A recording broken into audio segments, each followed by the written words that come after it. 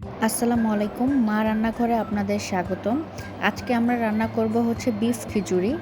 আপনারা হচ্ছে মানে শেষ পর্যন্ত আমাদের সাথে থাকবেন।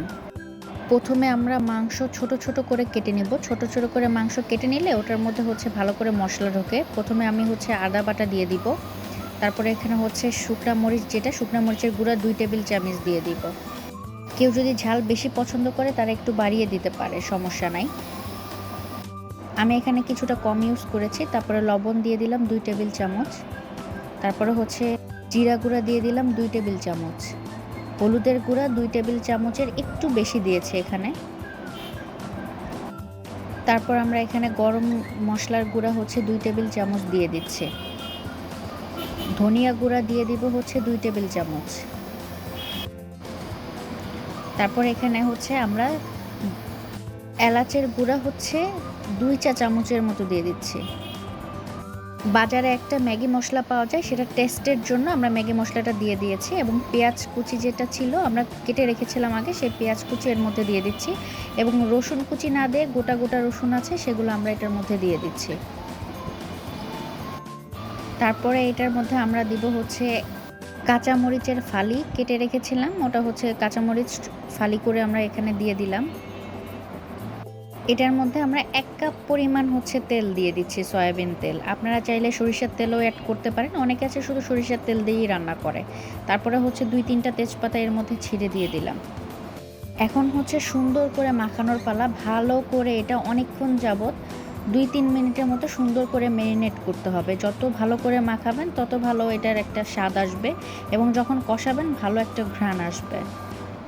ভালো করে ম্যারিনেট করলে মশলা হচ্ছে এই মাংসের মধ্যে ঢুকবে। এজন্য আমি মাংসটা একটু ছোট, ছোট করে কেটেছি যাতে ভালো করে মশলাটা মাংসের মধ্যে ঢুকে। তাহলে খিচুড়ির যে একটা স্বাদ সেটা আপনি এটার মধ্যে অবশ্যই পাবেন।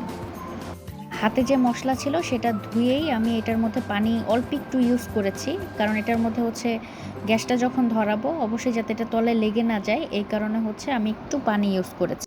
এটা যখন কষানো হয়ে যাবে আমি পাশে আলু কেটে রেখেছিলাম, সেই আলুটা হচ্ছে এর মধ্যে দিয়ে দিব। এর মধ্যে দিয়ে আমি আরও কিছুক্ষণ মানে এটা হচ্ছে অনেকক্ষণ যাবত এটা কষাতে থাকবো, ঠিক আছে? কারণ আগে হচ্ছে কষিয়ে নিব, কষানোর পরে তারপরে হচ্ছে যখন বেশিরভাগই কষানো হয়ে যাবে তার মধ্যে আমি তখন আলু দিব। কারণ আলুটা অনেক ছোট, ছোট করে কাটা তো।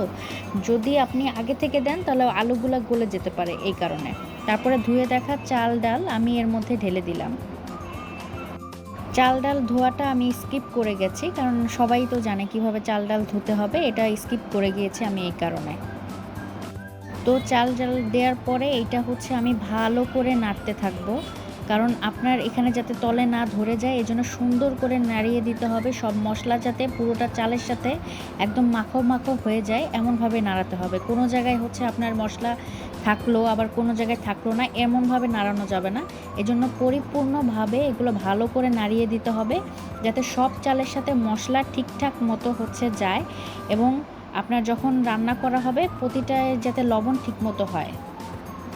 অনেক সময় চাল ভালো করে না নাড়ানো হলে একপাশে হচ্ছে কিছু, কিছু চাল ফোটে না, আবার অনেকগুলা হচ্ছে বেশি ফুটে যায়, এরকমটা হয়। তখন কিন্তু খেতে খুব বাজে লাগে। এজন্য আমি এর মধ্যে হালকা একটু হলুদ অ্যাড করলাম, কারণ আমি বুঝতে পেরেছিলাম যে হলুদ আরও লাগবে এবং গরম পানি অ্যাড করে দিলাম এটার সাথে। এবং এটা অবশ্যই আপনাদের পরিমাপ মতো পানি দিতে হবে, এটা বুঝে দিতে হবে, ঠিক আছে? তবে ১ কেজি অনুযায়ী আমরা হচ্ছে ১.৫ কেজি পানি দিয়ে থাকি। ওটা যদি আপনারা না পারেন সেটা মেপে দেওয়ার চেষ্টা করবেন। এখানে আমি কিছুটা আচারের তেল ব্যবহার করছি, কারণ আচারের তেল দিলে অবশ্যই এটার ঘ্রাণ অনেক দ্বিগুণ বেড়ে যায়। পাশের একটা কড়াইয়ে আমরা হচ্ছে বাগারের জন্য পেঁয়াজ এবং হচ্ছে রসুন এবং শুকনা মরিচ এগুলা ভেজে যখন একদম ভাজা, ভাজা হয়ে যাবে সেটা আমরা খিচুড়ির সাথে অ্যাড করে দিব। খিচুড়ির মধ্যে অনেকেই বাগার দেয় না, তবে আমরা হচ্ছে দেওয়ার চেষ্টা করি এই কারণে, কারণ বাগারটা দিলে খিচুড়ির ফ্লেভারও যেরকম ভালো আসে, ঘ্রাণও সেরকম ভালো আসে। এজন্য আপনারা সরিষার তেল দিয়ে এই বাগারটা দেওয়ার চেষ্টা করবেন যাতে খিচুড়ির স্বাদটা দ্বিগুণ হয়ে যায়। বাগার দেওয়ার পরে হচ্ছে ৩-৪ মিনিটের মতো কিছুক্ষণ নেড়ে দিতে হবে, কারণ অনেক সময় এটা যখন পানি শুকিয়ে আছে তখন নিচে লেগে যাওয়ার সম্ভাবনা থাকে। যখন দেখবেন পানিটা বেশিরভাগই শুকিয়ে আসছে, মাখো মাখো হয়ে গেছে, তখন হচ্ছে আপনারা ঢাকনা দিয়ে ঢেকে এইটা হচ্ছে কুক করবেন আধা ঘন্টার মতো। আধা ঘন্টা পরেই আপনারা পেয়ে যাবেন সার্ভ করার মতো একটা পারফেক্ট বিফ খিচুড়ি, যেটা খাবেন এবং আজীবন মনে থাকবে যে কীরকম আপনারা খিচুড়ি খেয়েছিলেন। আর অবশ্যই কিন্তু খিচুড়ি খাওয়ার পরে এখানে কমেন্ট করতে ভুলবেন না যে আমরা যে রেসিপি দিয়েছি সেটা আপনাদের পারফেক্ট হয়েছে কিনা এবং বাগার দেওয়ার পরে অবশ্যই ঘ্রাণ বেড়েছে কিনা।